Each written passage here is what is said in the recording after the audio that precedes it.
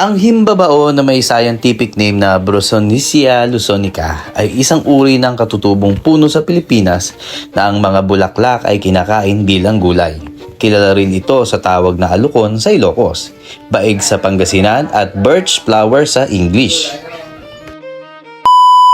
Nakakita na ba kayo ng gulay na mukhang uod pero sobrang sarap at sustansya?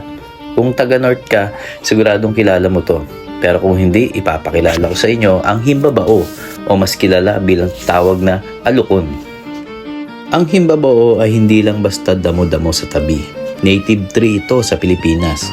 Yung kinakain natin, actually ang bulaklak ng puno. Sa Ilocos, paborito itong hihalo sa dinding dahil sa kakaibang texture nito na medyo madulas. Parang okra pero may kick. Ngayon naman subukan nating iluto siya sa pinakasimpleng paraan na masarap. Step 1, igisa ang bawang, sibuyas at kamatis. Step 2, ilagay ang hinimay na tinapa para sa extra smoky flavor.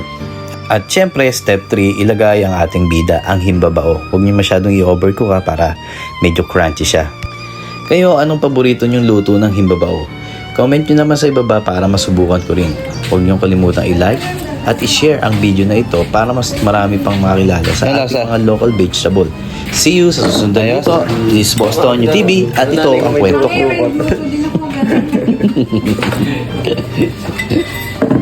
Ano? Diet.